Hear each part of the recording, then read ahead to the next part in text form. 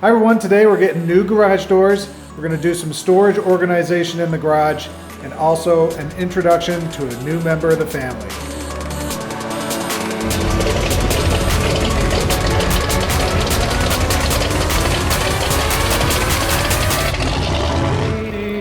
Alright, so I'm preparing for the garage door guys and they want everything removed up to that point, which means we got to move this over there. But I've torn out all my clamps, moved the tables, got everything huddled up in the corner here. I got to move the engine, of course, and we got to get that car over there.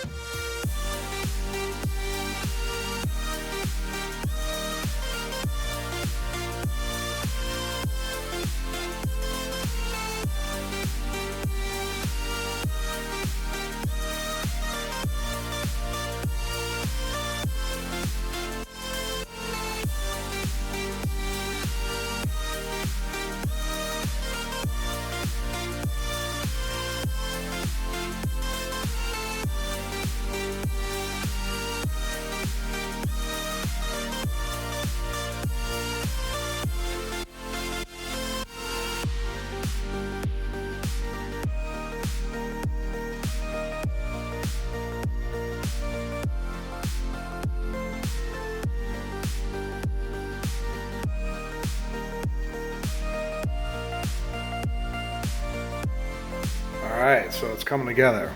So since we had to move everything over for the garage doors to get installed, once everything was over, I was like, well, we gotta organize a little better. So a lot of stuff that has changed is over here in a sense. I cleaned out a lot of the wood and stuff that I had in this area. Kind of got the basics back, got rid of all the long stuff that was in the sides, and was able to fly my vacuum, which always is in the way. So so this got cleaned up pretty nicely, even though it somewhat looks similar. This is the best part. I was able to get my garbage cans actually tilted and on the wall, which is great. But, and I forgot to shoot this, but I was able to buy a track system because with my new vehicle, for whatever reason, I just didn't feel comfortable having, like, you know, shovels and stuff on these hooks that weren't really hooks. They were just straight lines coming out of the wall. And, you know, this came with the house. So I finally removed that, put on this new track system. This turns out to be a Cobalt track system. I went to the store expecting to buy something else, and then when I was there, I was like, I kind of like this better. So the track and stuff is not expensive. It's the hooks that start adding up, because 10 hooks by $6 to $12 each, you know, you're over $100 pretty quick. So right there, that configuration is about $130, $120. And I'll be honest with you, there's no reason to buy a track system if you're not concerned about morphability and sliding stuff around. If you know exactly where everything's going to be, then just buy a simple hook for $3 and pop it into a board or something like that. But if you like the ability to where a year from now things might be different and I might have different stuff and I want to put a different hook or slide it over to make room for something. That's what this is all about. It's about adjustability. But if you don't need adjustability, no reason to pay the money for this kind of type of system. So I'm always thinking and morphing and doing stuff, so I figured I'll get it. But you notice I didn't go crazy. I got one main system and then a little system here just to get the big stuff out of the way. And that stuff was always just laying in the corner of the floor or in between the little area here, just gunking up stuff over there. And so, you know, I'm about halfway through the process.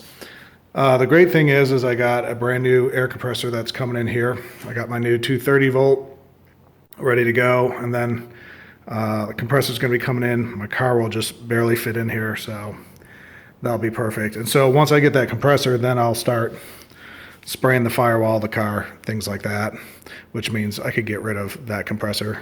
And I got another compressor that I'm getting rid of that was sitting over there before. So this is the next thing to tackle. And I already started. I got a little magnet strip there. But I don't know. This one's going to be interesting because you could just go down a rabbit hole with this stuff. So we'll see. So as I was cleaning everything up, as you can see, I have tons of cans. And of course, you don't know what cans you have because they're buried and you can't see anything and yada, yada, yada. So I decided that I was going to make a can rack that I could put over here. Just something simple. And so basically I came up with just a simple design, basically a channel that I'm going to make. The left side goes to the wall, right side is just to hold the cans in. And I'll put some end caps on them, and I'll split this in half and do two pieces. Cut a little extra off to make some end caps for these. And then also you can see I got some tubing. Cool ideas online where you could take like your tie straps and stuff like that, shove them in the tubes, have a bunch of them stacked up. That way that drawer's not messy. So that one I'm gonna have to think about and approach that when I get a chance to. But I figured I was there, I'd just buy the supplies. So I'm gonna get cracking on this. Hopefully it's not too much stuff. I'm gonna spray it bright cherry red, kind of give it that Griot's red type of look, or hot rod red if you will. And hopefully that's not over the top, but should be a pretty simple process.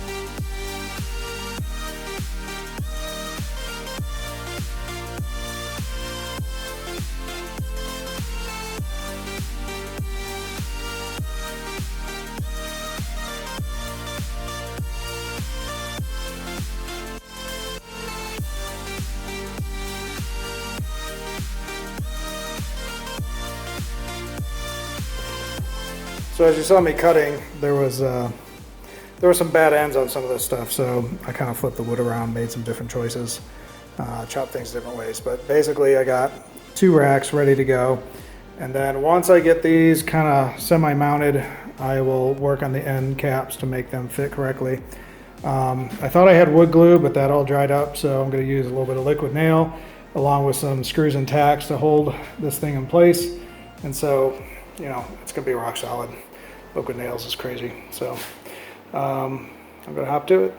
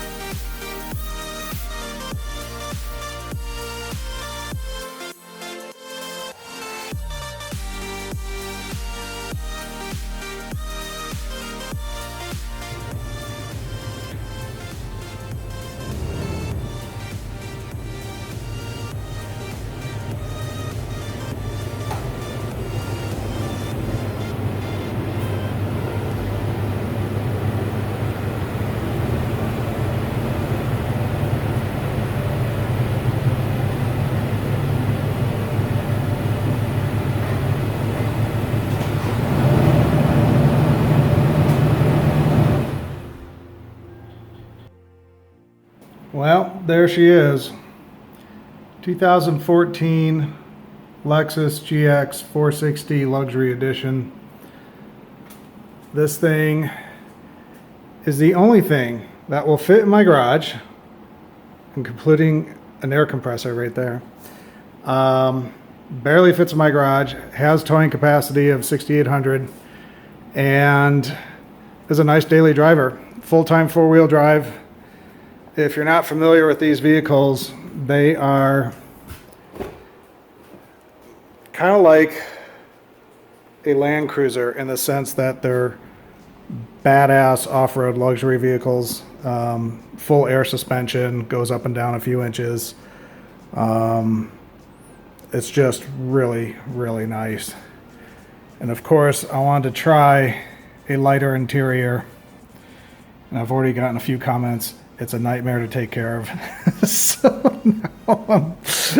now I'm a little freaked out, but this thing is just in great condition.